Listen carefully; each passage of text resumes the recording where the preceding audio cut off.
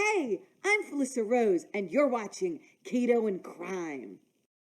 Some of you may remember 𝗙𝗃on, a social media influencer conference that was set up to rival VidCon back in 2018. You may also remember one of the people associated with that farce, which is the only way to describe it, named Michael Weist. Well, he recently made an appearance on Dr. Phil to kind of clear his name and kind of be confronted by people that actually attended this conference. And basically what we got was a lot of emotional, in my opinion, a lot of emotional manipulation. I do feel sorry for the guy. Nobody should have to go through that at his age, but then again, nobody his age should be, putting himself into these situations, in my opinion. I admire him for being a hustler and for being a uh, entrepreneur, definitely. But he went about it all the wrong way. There was a lot of deception involved in what he did. Basically, this conference was set to rival VidCon because Tana was upset with VidCon. And it ended up being one of the biggest disasters ever in the convention sphere. I mean, you combine this with, the 𝗘𝗏𝗁 conference. It's just double proof that perhaps YouTubers should never put on conferences and leave that to the professionals. But I did a video on this back in 2019. It was almost an hour. It gives you the exact history of the conference and exactly what happened there or what didn't happen there. And with his recent appearance on the Dr. Phil show, I think there's probably a lot of my subscribers and others that may not know the whole story of 𝗙𝗃on. So I want to re-release that video so that you can watch it before you watch the Dr. Phil interview, or at least get some background for that interview.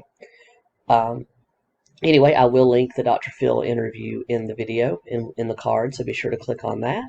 And with that being said, let's take a look at one of the biggest conference disasters in history. I'd say it rivals only, 𝗘𝗏𝗁 and even Fyre Festival as far as the farce that went down there. So for those of you that enjoyed my Fyre Festival video, definitely check this one out. So let's jump into 2019 Tracy telling you about 2018's 𝗙𝗃on. Let's go.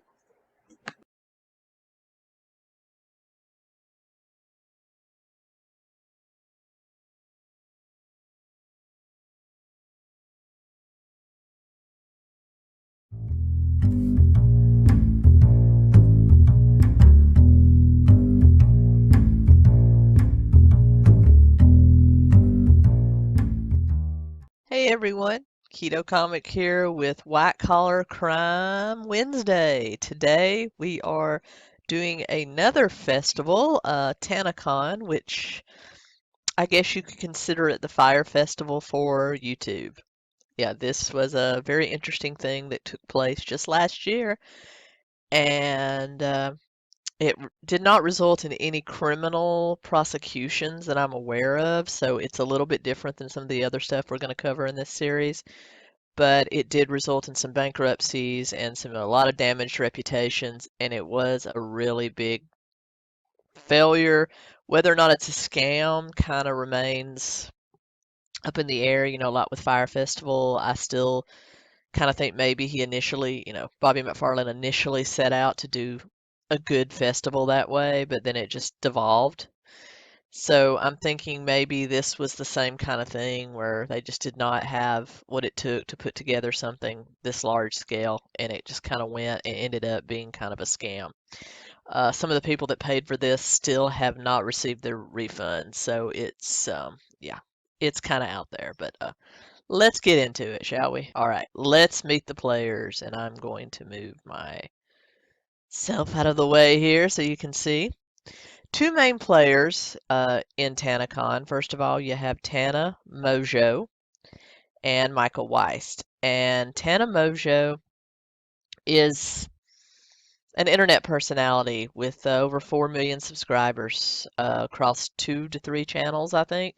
She was born in Las Vegas, June 24th, 1998, to Becca and Richard Mojo. Couldn't really find a whole lot about what they did for a living or a whole lot about her childhood, but I do know from watching her channel that it was kind of a rough bringing up, that her father was mentally ill, Her mother was abused. It was just kind of a way, it was just kind of a bad growing up. She used YouTube as an escape. She started watching YouTube when it first came into its heyday in the 2007, 2008. Literally when she was 10, 11 years old, she started watching YouTubers like Shane Dawson and some of the early, OG YouTubers, and she said that was her escape. So she became so enthralled with these people that literally became her friends, even though she didn't really, even though she didn't really know them, they became her friends, and she really started to crave to be like them. So in 2015, she started her own channel. She has two, Tana Mojo and I believe Tana Blogs, or Vlogs is the other one. But she became famous for her story times, and that is mainly how her channel started. She would tell these long, extravagant stories about things that may or may not be true. There's been a lot of speculation about whether some of her stories are made up or whether they're actually really happened, and that could play into the whole thing about TanaCon, about, she can talk better than she can do kind of thing. She's also a singer. She's got a couple of hits that charted on iTunes. One's called Hefner, came out in 2018. She's also a rapper. I don't make the rules, okay? I don't get it, but I also don't make the rules. So that's kind of what she's known for. And in addition to being a storyteller and a musician, she's also kind of known as a hot mess. She's one of those typical, she moved from Las Vegas to Los Angeles. She's kind of known as one of those hot mess LA vloggers. Now, I spend a lot of time in LA for comedy. I love LA, a lot of great people there, but the YouTubers that live there that just vlog every day and vlog about their extravagant life, think Jake Paul, think 𝗓̱ Paytas, think those kind of people. They kind of fall into a niche all of their own where they're a little bit of a hot mess, just a little bit. So she definitely fits into that. And she's been evicted a couple of times and stuff. I think her love life has been, to say the least, a little bit traumatic. She's been with women, she's been with men, some pretty high profile ones. And yeah, but she tells stories about all this. I'm not delving into her personal. It wasn't hard to find information on her because she lays it all out there on her YouTube channel. So she definitely just a drama girl, for sure. Well, then there's Michael Weist, who was the other major player in the TanaCon debacle. He was born July 25th, 1996, in my hometown of Nashville, Tennessee, to Amy and Michael Weist. They were real estate developers and pretty successful ones. So he kind of had a privileged upbringing. He had 3 brothers and sisters. So he had a very privileged upbringing, a sharp contrast to Tana. Went to private schools, went to college, had the best kind of education that you can imagine, and just like his parents, because they were real estate developers and that's an entrepreneurial pursuit, he too became an entrepreneur. By the time he was 17, he was a pretty sought after party DJ in the Nashville party scene. He even DJ'd party for people, for artists as big as like Kings of Leon and, Rascal Flatts and things like that. A lot of bands. Nashville's pretty big, so it's not just country music. A lot of musicians make their home here. A lot of celebrities make their homes here. So, because there really is no paparazzi here, we don't do that here. I still live near Nashville. I lived in Nashville for 15 years, but I still live around Nashville. So I can tell you that it's a very welcoming place for celebrities. So a lot of them, so he kind of made a name for himself by the age of 17 as a DJ to the stars. In fact, if you Google Michael Weist DJ, you'll still pull up his website where he still does DJing. And you can call him if you decide you want to DJ and you're in the Nashville area or you want to fly him out. Think about it. Anyway, so he already had made a name for himself as an entertainer of sorts. He also he got really, just like Tana, got really interested in the YouTube culture. And so he started reaching out to some of the big YouTubers and forming relationship with them and started a management company of sorts where he was actually managing them by the time he was 19. And then he started probably what was his biggest venture, and that's Good Times Entertainment, which was part management company, part live event company. And he started staging a series of YouTube style events around the country called Good Times Live. He did them in Chicago, New York, Nashville, Atlanta, really just big cities where he would reach out to these YouTubers and see if they all wanted to come together and do a live performance for their fans and get paid for their and be able to sell merch and just get paid for their participation. And so that's what he did. So instead, he wasn't doing what you would call full-on conferences, because if you've ever been to a conference, there's like main entertainment and then there's side entertainment on different stages. And then while the conference is going on, for people that aren't in any of the live events, there's lots of booths and stuff to do outside the conference for people. Well, his events were a little bit different in that they were mainly like concert style. So all these YouTubers and personalities would come in and do whatever their act was, uh, and perform for their audience. So it was a little bit different than an average con that you might think of. And by con, I mean conference, not they're conning you. But so he started doing those, and they were pretty successful. They went off pretty well. There were a few complaints about people not being able to get in because they had oversold tickets, but a lot of types of things, a lot of events, and even like public service companies like airlines oversell stuff because you play the averages that certain people aren't going to show up. So, I mean, that's just kind of par for course. Not really doesn't make him a scammer or anything like that. It's just what you do. So he had made himself a name for that in that. He now owns a company called Good Times TV, and is a documentary filmmaker. He has a pretty well-known documentary on YouTube about TanaCon that's got about 1 million views, and he's still a DJ. So that's Michael 𝗏. We got a serial entrepreneur and a celebrity coming together to form a conference. So don't you know how great this conference is going to be? All right. Why was TanaCon even conceived? And I have a few little notes here, not really much to it. But basically TanaCon came out of Tana Mojo seeking revenge on VidCon.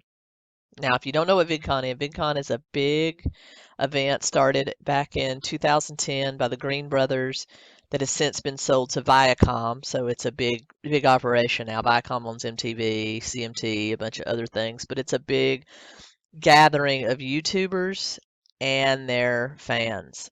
And it's a true conference style. You know, we were talking about how Good Times Live was more of a concert style event. VidCon's a true conference in that you sign up, they give you an outline of all the events that are going to be going on, and they rent a huge conference center in Anaheim, California, with a million different rooms.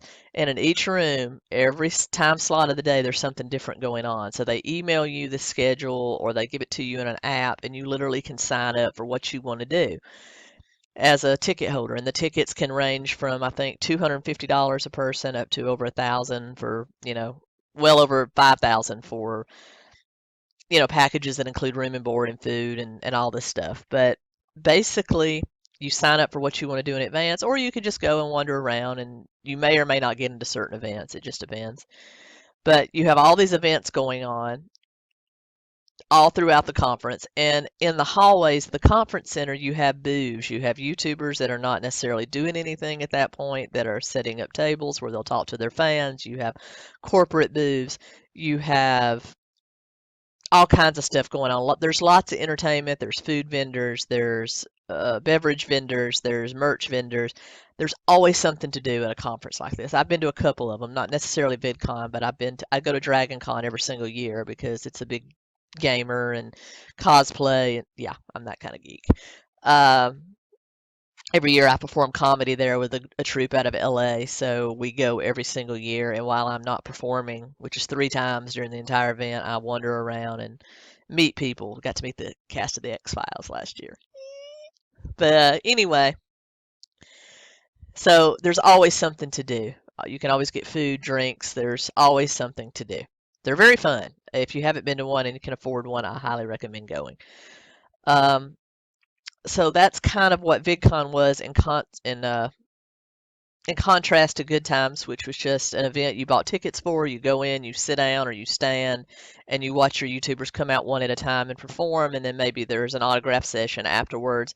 But with a con like VidCon, you kind of always have access to some kind of entertainment, and you can go and come as you please, where Michael's events were more, this is the set time, it ends at this time, hello, goodbye, that kind of thing.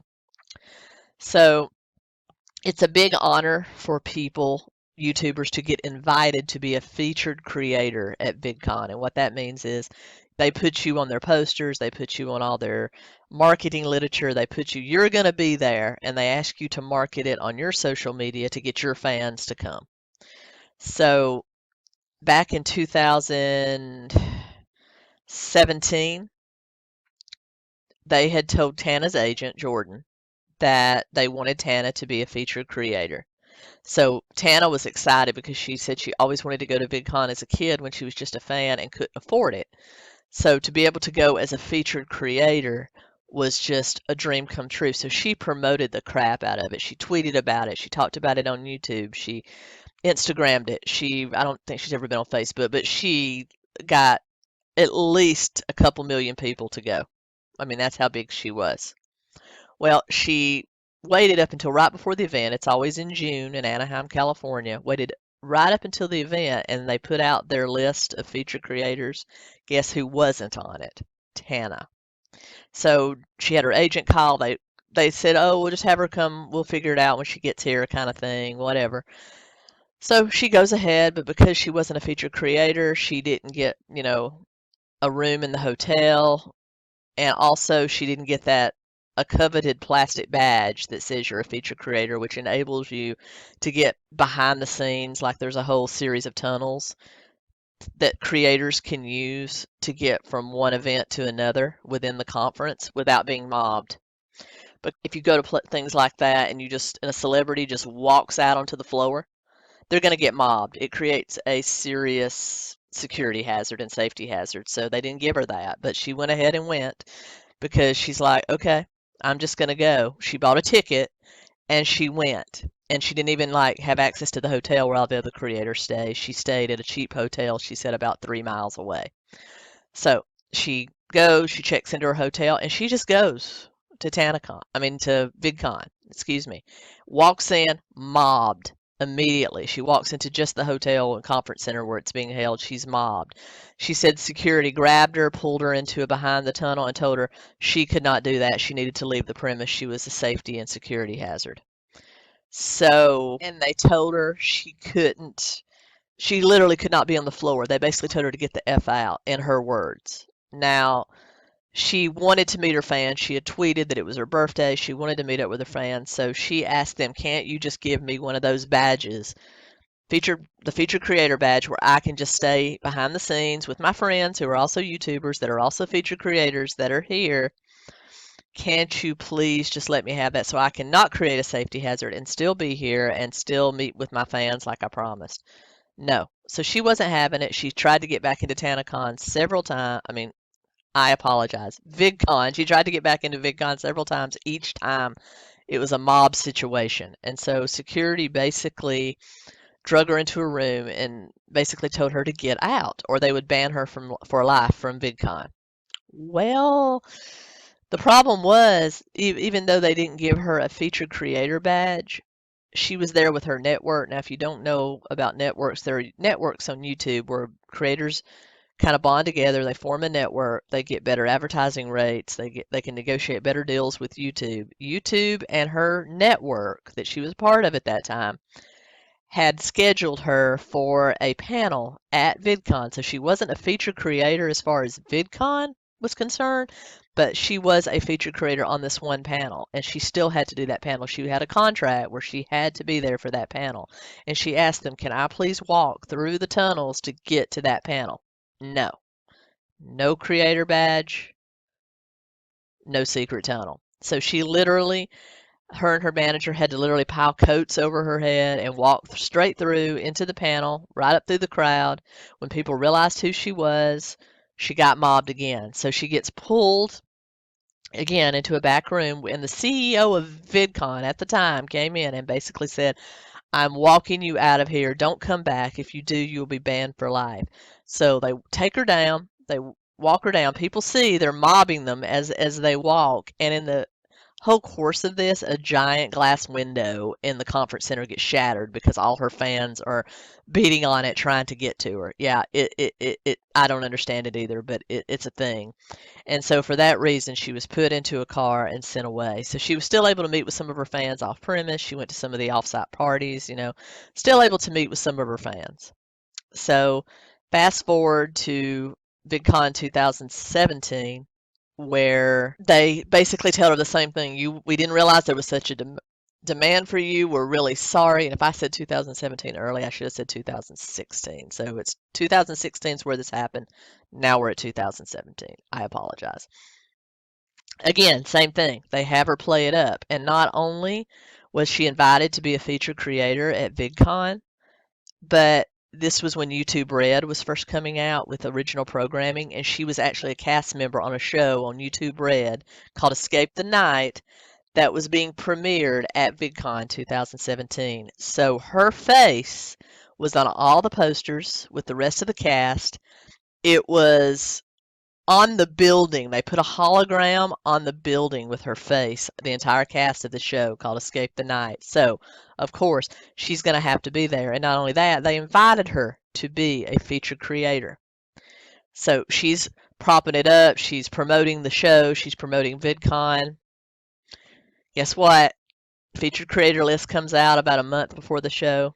Again, she's not on it.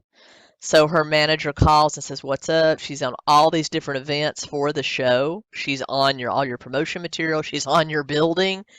What do you mean? Well, just tell her to come on. We'll figure it out. Deja vu. So she goes.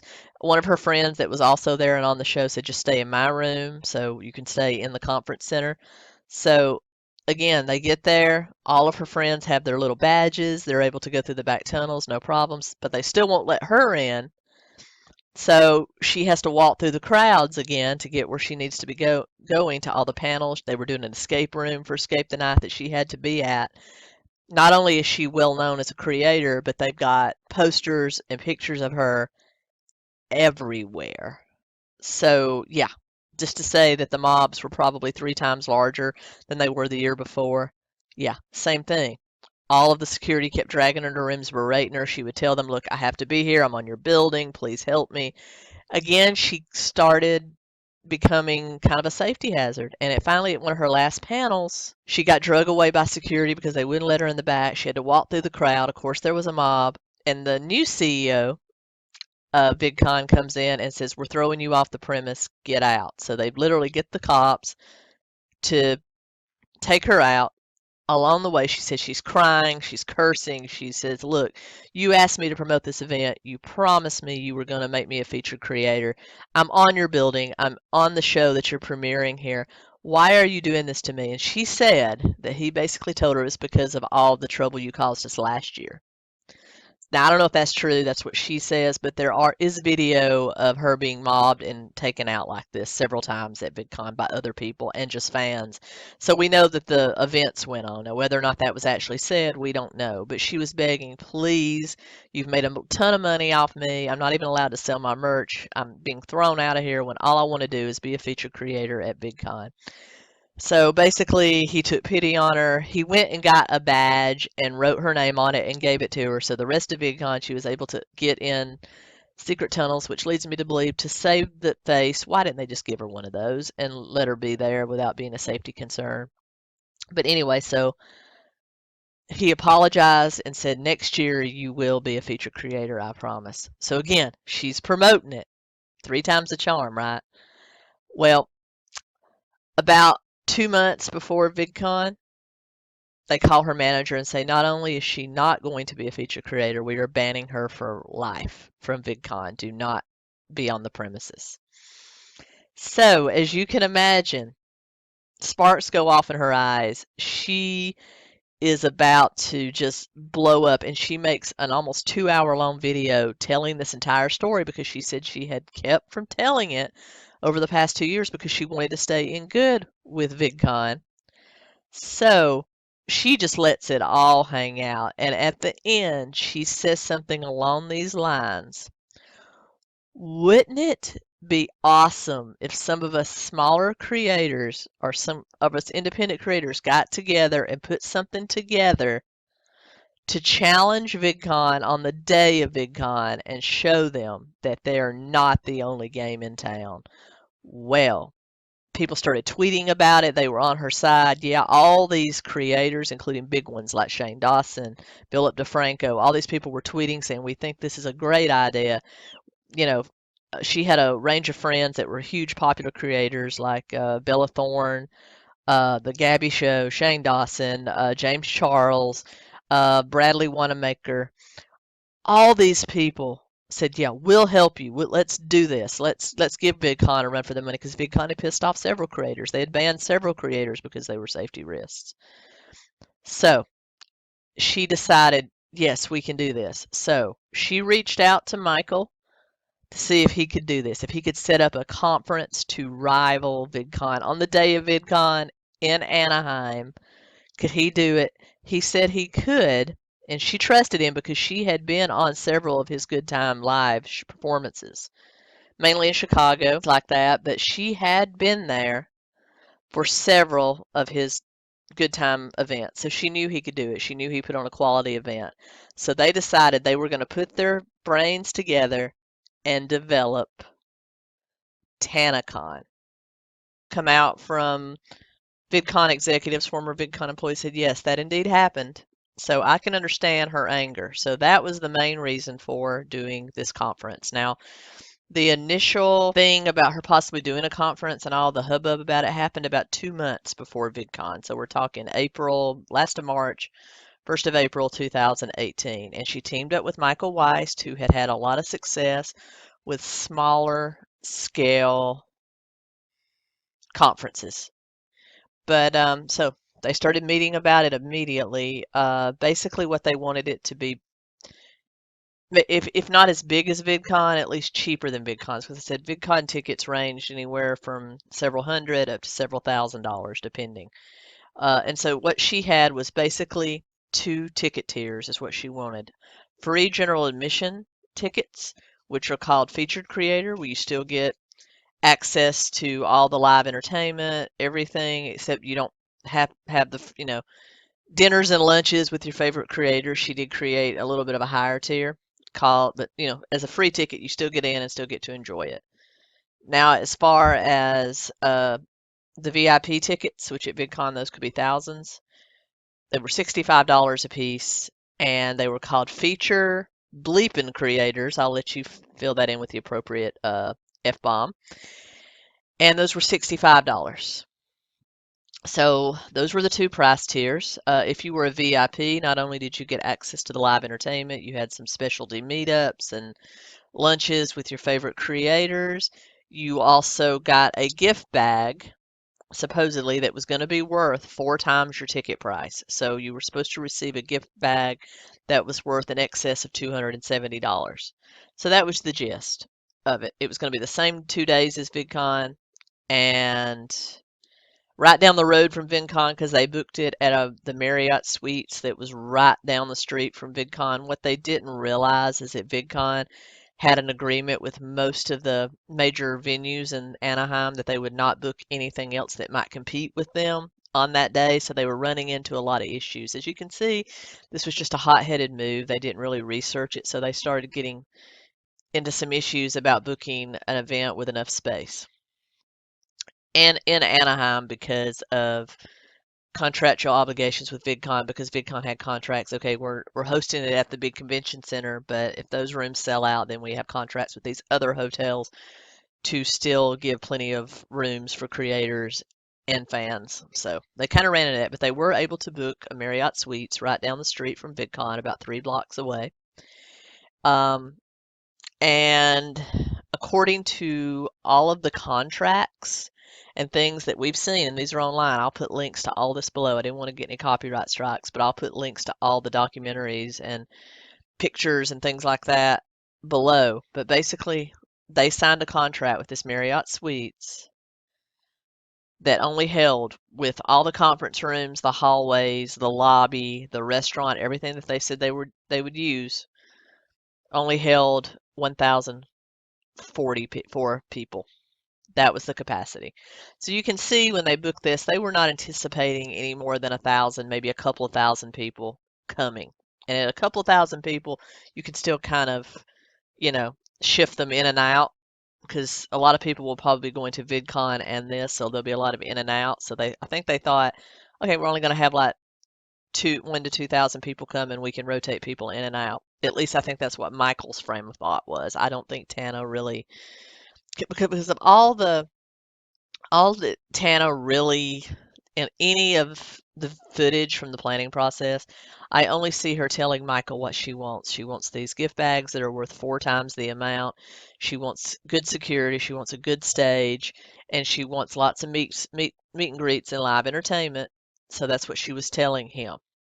Now, she didn't really help with any of that. She kind of went on vacation to Hawaii with her girlfriend at the time, Bella Thorne, and didn't really, and left it kind of all to Michael. But then again, he was the event planner, so you would think that that would be okay. But in the end, they sold over 5,000 tickets. And there is some footage of them sitting all together talking about they had already sold 5,000 tickets.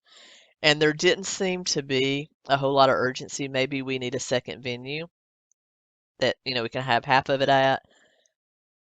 Or maybe we need to cancel this and get a bigger venue, even if it's not in Anaheim. Maybe we go over to Long Beach, or we go over to some other area of Los Angeles, because we need more space. They should have booked something that held 7,000 people at a minimum. But in the end, they ended up selling over 5,000 tickets, and this is not even counting the free tickets. But what they did was they shut down the free tickets so that, only 200 people got those. Everybody else wanted that VIP experience, so they bought the $5,065 tickets. So that's already over $300,000 in ticket sales, and they teamed up with a brand new ticketing system called 𝗵𝗄s that sold the tickets and held it in escrow for them. Now, one thing that they wanted was to make sure they had plenty of good security. They checked everybody's bags, and they were supposed to have 90 security guards. They only booked 40. So now you've got a venue a quarter of the size of the tickets you sold, and less than half of the security you were supposed to have. This is going to be good. So basically, it was supposed to be held June 23rd and 22nd in Anaheim. They booked a very small venue. They only booked half the security they needed. They didn't really they hired a bunch of loosely, kind of like Fyre Festival, that kind of loose network of contractors to get everything done. They met with one of the best concert promoters in town who got their stage set up, got it perfect, but they spent a lot of their budget on that stage. So yeah, that was beautiful. That went off without a hitch, but they didn't realize how much space that stage would take up and how much it would cost. But yes, they did do that. And what Michael failed to do was book anybody other than the hotel's restaurant to do food service. So you have all these kids, and they were kids because Tana's fan base and the fan base of a lot of these creators are preteens, teens, early 20-somethings coming in, might need something to eat or drink, but they didn't book anybody but the hotel restaurant to provide any sort of food. 4 or 5,000 people.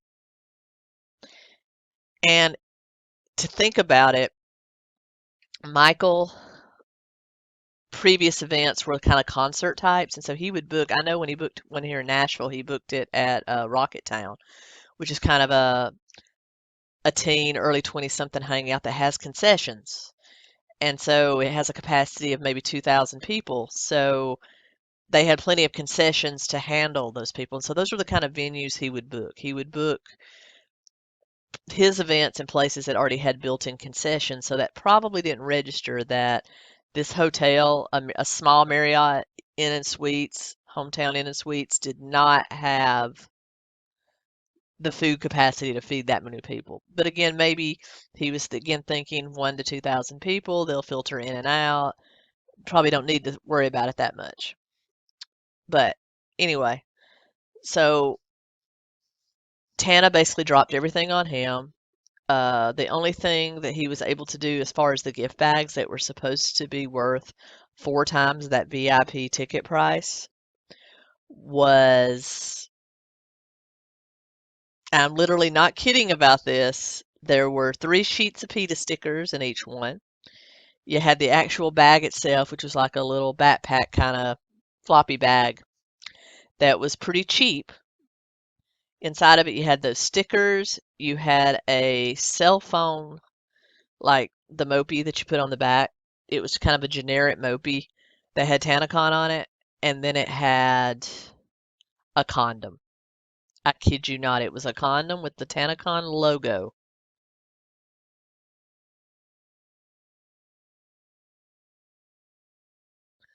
on it. That was the entirety of that gift bag. Now, that was probably worth $30 at the most, half of what the tickets cost. And all the time they were telling people there was going to be makeup, there was going to be lemon head glitter in there was going to be coupons, there was going to be all kinds of stuff that would make that gift bag worth 4 times the ticket price. So even if you didn't have such a great time at the festival, you would still be pleased because you did get your money's worth out of the gift bag itself. But as you can see, that fell way short of expectations. So Tana's on vacation pretty much the whole time. She comes in the day before the event. It looks good to her because she's never done this, and she figures Michael's the expert. So, everything, there's Tanacon logos and signage everywhere. The stage is built. All the meet and greet rooms are set up with chairs. So to her, it looks like everything's kosher. There's registration tents out in the parking lot. There was supposed to be 2 different lines, one for general admission and one for VIP. And then when they scanned their VIP tickets, they were supposed to search their bags and give them their gift bag and let them filter on in. It was supposed to start at 10 a.m. the next day on Saturday, on the 22nd. Well, they get there. She gets there. Everything looks, I guess, kosher to her. So she's running about, making sure that the VIP tent's set up. And, it was a beautiful, like, green room they had set up for all the creators. All the creators were there. She didn't provide hotels or anything for any of these creators, but most of them lived in LA, so it really wasn't a big deal. So to her, everything looks good. They're partying into the night. The first day of the festival comes. There's 1,000 people in the parking lot when they first open the doors, and those 1,000 people do filter in. Just, they scanned the bags, they checked the bags, they did everything they were supposed to do when that first 1,000 people came in, and the conference starts. And all the time, Tana is saying that she's asking Michael, how's everything going?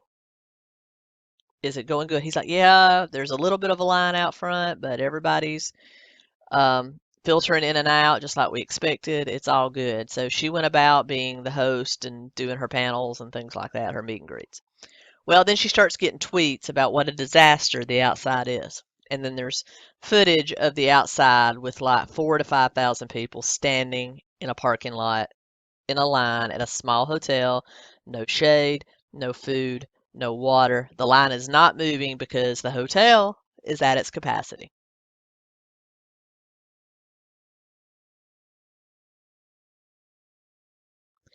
So she was told that now that 20,000 people showed up. 20,000 people showed up, and that's why there's such a line out there, that they just blew their expectations, which was not true because later estimates, the actual Anaheim Police Department came out saying there was 4,000 to 5,000 people in the parking lot. So the only people that showed up were the people that bought tickets, plus the people inside. So that whole thing that she was told to kind of lessen, and she was tweeting that. All these creators are tweeting, 20,000 people showed up. Wow. And as a result, there's a bunch of people standing in a line.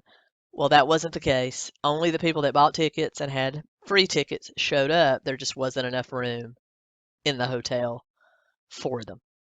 So people are standing out there all day getting sunburnt, dehydrated. An ambulance came and took someone away. All this time, Tana's thinking there's 20,000 people out there. And when she finally gets outside and realizes not 20,000 people out there, her and Bella Thorne go into, as her girlfriend at the time, was going into damage control, talking to these people, handing out waters, trying to talk to them, tell them, hey, we're sorry. This wasn't what we expected to happen. This wasn't what we wanted to happen.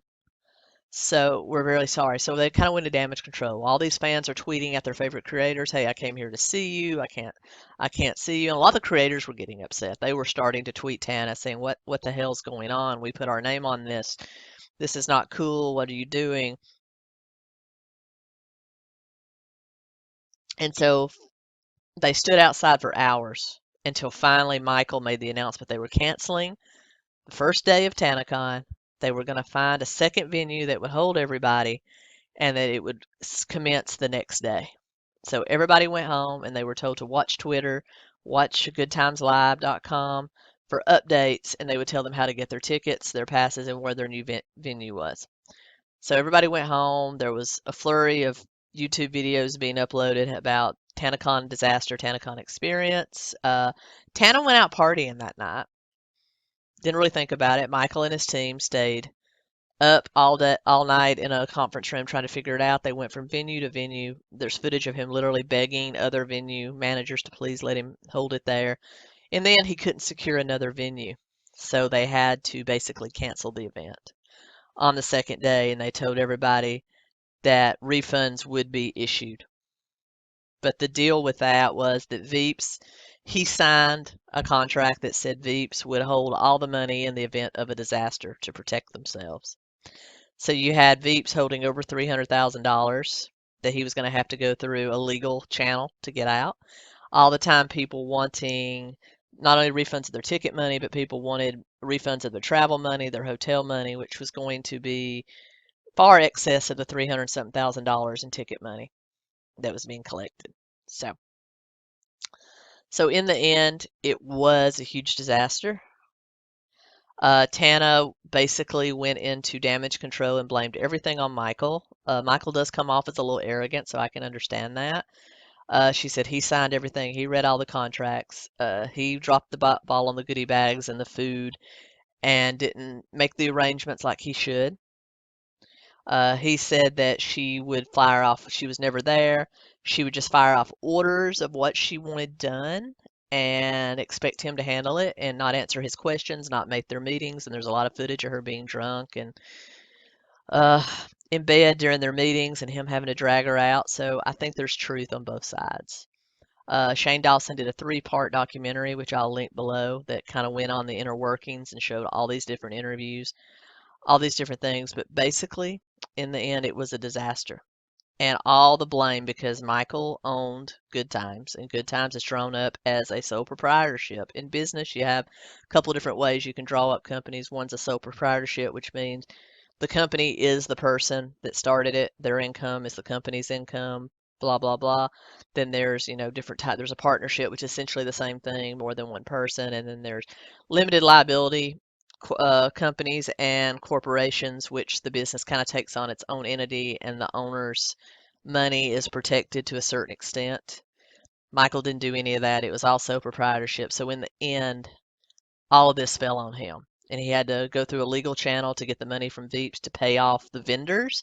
Now there's the little problem of refunding everybody, which now the money's gone. So what did he do? He filed bankruptcy late October 2018. So there are still people to this day that haven't received their refunds. A few people did by going through 𝗡𝗡s or PayPal, but for the most part, a lot of people still haven't been refunded. Michael filed bankruptcy. He and Tana had a huge falling out. Good Times stopped doing events. He's now switched Good Times Entertainment to Good Times TV, producing documentaries. His first was an expose on TanaCon, which you can see on YouTube. I'll link that below. And Tana just went into hiding for a while and then finally did a video, like a hour-and-a-half video talking about TanaCon and what she did and what she didn't do and how she was sorry and how she was willing to write a check for everybody's Refunds, that never happened. So in the end, was TanaCon a scam? No, I don't think it was a scam. It ended up being a scam, but I think it was a festival put on for all the wrong reasons, that it was a good idea that should have needed at least a year to plan. You can't do a festival like that in 2 months. If that's what we learned from Fyre Festival, if you're doing a large scale event, you need at least a year. So it was a good idea that just evolved because two young kids were trying to put it on that didn't have nearly enough experience. So that's TanaCon in a nutshell. And I'll put all the links to everything below. Really appreciate you guys. Next week, I'm going to go into religious scams, the case of Ephraim Taylor and some others for a very special subscriber. I hear you when you tell me. Any other scams or white collar crimes you'd like to know? I want to do the Enron. I want to do Health South. I want to do a bunch of different ones that I think are important. But if there's any that you'd like to know of, drop me a line below. I really appreciate it, guys. Thank you so much. Tracy Barkley, Keto Comic, out.